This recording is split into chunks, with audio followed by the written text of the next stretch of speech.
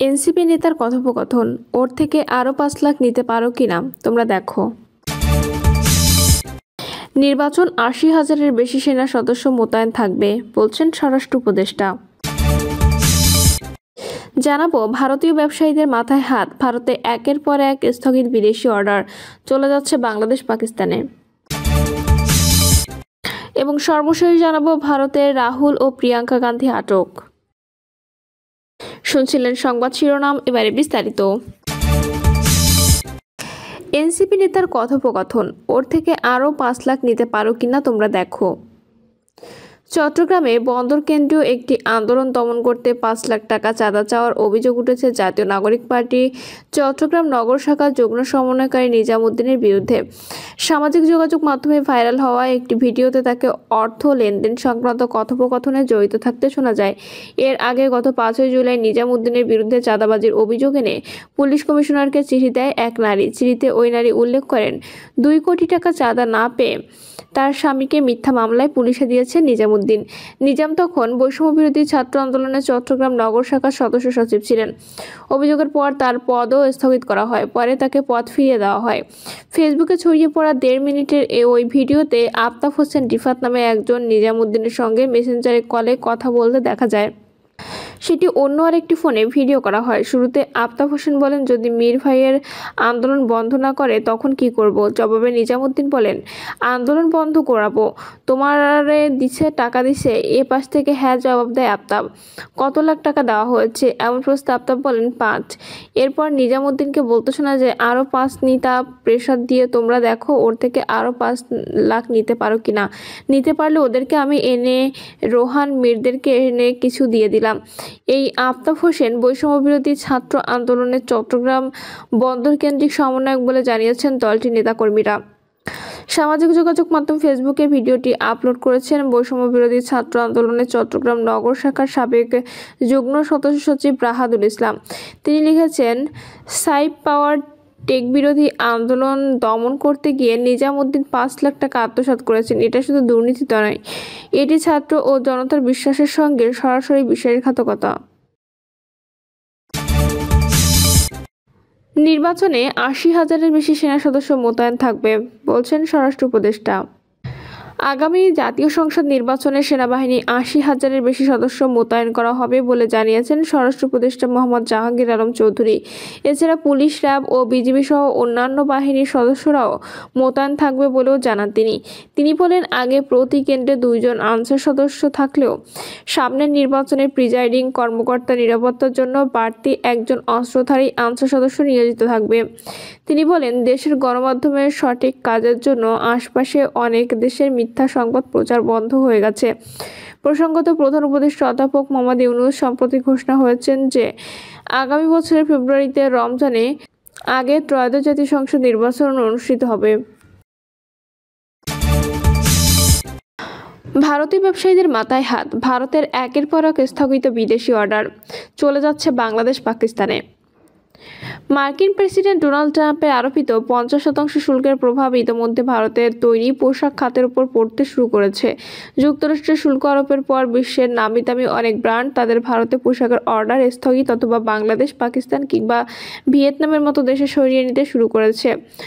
রোববার ভারতের ইংরেজি দৈনিক দ্য ইন্ডিয়ান এক্সপ্রেস ভারতের তৈরি পোশাক খাতে মার্কিন শুল্কের প্রভাব নিয়ে বিস্তারিত এক প্রতিবেদন প্রকাশ করেছে। এতে বলা হয়েছে, ভারতের নিউটুয়ার রাজধানী হিসেবে পরিচিত তামিলনাড়ুর তিরুপুরুর রপ্তানিকারকরা ইতিমধ্যে মার্কিন শুল্কের প্রভাব অনুভব করতে শুরু করেছে।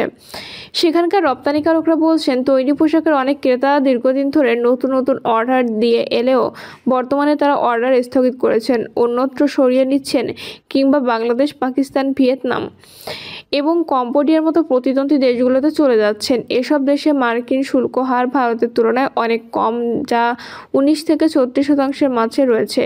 তিরুপুরের এক রপ্তানিকারক দ্য ইন্ডিয়ান এক্সপ্রেসকে বলেন, আর প্রতিষ্ঠানের নিয়মিত মার্কিন চালান ইতিমধ্যে পাকিস্তানে চলে গেছে। আরেকজন বলেছেন, তার আমেরিকান ক্রেতা গ্রীষ্মকালীন বর্ডার নিষিদ্ধ করার আগে তাকে অপেক্ষা করতে বলেছেন। তৃতীয় এক রপ্তানিকারক বলেন, আগেই ক্রেতারা 25% শুল্ক বৃদ্ধির বোঝা রপ্তানিকারকদের বহন করতে বলছিলেন, আর এখন তা রাতারাতি দ্বিগুণ হয়ে গেছে। যুক্তরাষ্ট্রের নতুন শুল্ক কাঠামোতে ভারতের ওপর মূল শুল্কের পাশাপাশি জরিমানা হিসেবে আরোপিত অতিরিক্ত শুল্ক অন্তর্ভুক্ত রয়েছে।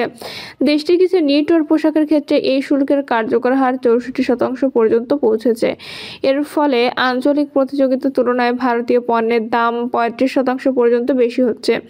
শুরুতে মার্কিন এই শুল্ককে বড় ধরনের ধাক্কা মনে করেন বর্তমানে রপ্তানিকারকদের কাছে তা এক প্রকার বাণিজ্যিক অবরোধ হিসেবে হাজির হয়েছে।